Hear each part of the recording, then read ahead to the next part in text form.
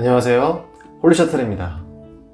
오늘은 할로윈데이에 대해서 기독교인이 취하는 두 가지 입장을 자세히 설명드리고 또 무엇이 중요할지 이야기를 함께 나눠보도록 하겠습니다.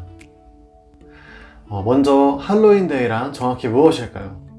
맨 처음에 고대 켈트족에서 10월 31일에 한 해를 마무리하고 악령을 막기 위해 짐승 가죽의 옷을 입고 분장을 하며 춤을 추는 사하윈 축제에서 시작되었습니다.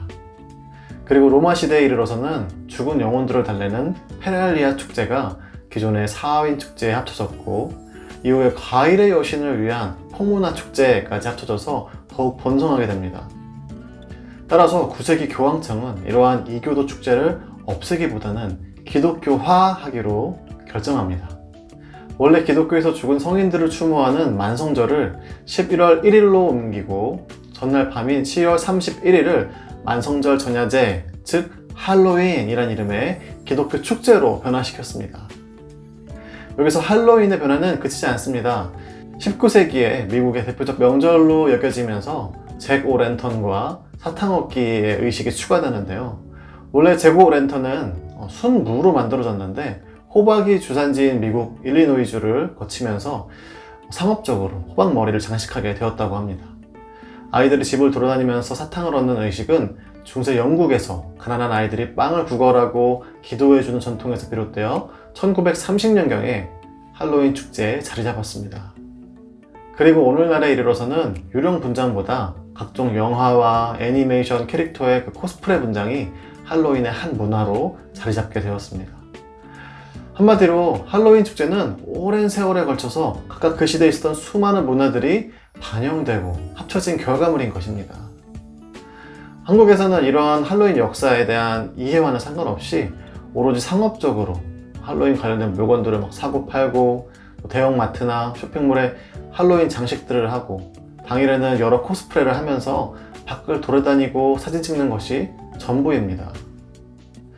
자, 이런 할로윈데이 문화에 대해서 오늘날 기독교가 취하는 입장은 어떠할까요? 여러 가지가 있겠지만 대표적으로 두 가지만 이 시간 소개하려 합니다. 첫 번째는 할로윈을 배척하는 것입니다. 데살로니가전서 5장 21절에서 22절까지 말씀을 보시면, 범사에 헤아려 좋은 것을 취하고 악은 어떤 모양이라도 버리라. 할로윈 문화 안에는 기독교적인 요소들도 있지만 너무나 많은 세상 문화가 오랜 세월 동안 합쳐지고 범벅이 되어 왔습니다. 첫 시작부터가 그 유래가 너무 이교도적이고 특히 오늘날에는 너무나 상업적인 의미입니다. 그래서 악은 어떤 모양이라도 버리라는 그 말씀에 순종하여 할로윈을 배척하는 것이죠.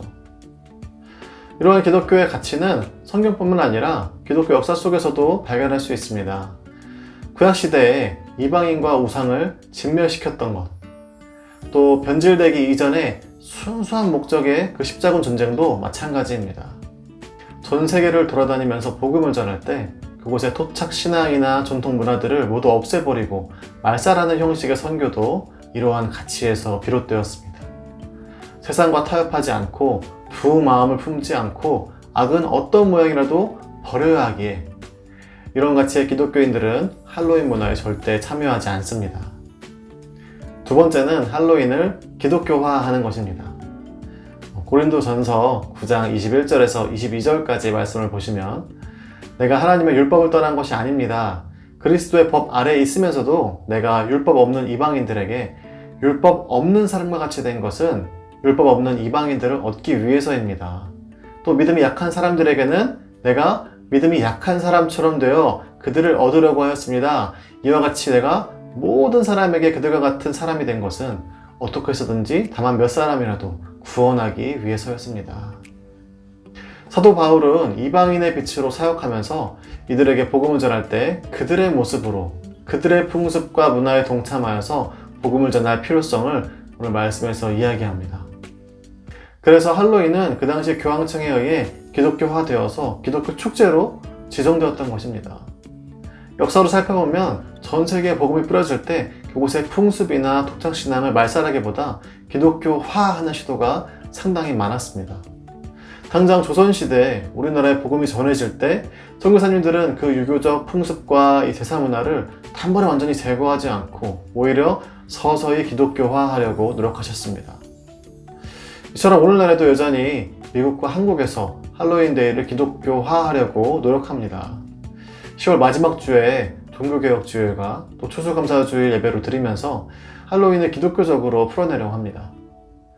할로윈데이 밤에 교회 청년들이 모여서 건전하고 재밌는 코스프레 분장을 한 상태로 성경 공부를 하거나 교회 행사를 갖기도 합니다. 실제로 우리나라 어떤 교회에서 추수감사주일에 그 예배당 강대상을 할로윈 장식으로 하는 것을 교계 뉴스에서 본 적이 있습니다. 어떤 이들은 어떻게 그런 흉물스러운 것을 예배당에 장식할 수 있느냐 하겠지만 그 교회는 이렇게 말했습니다.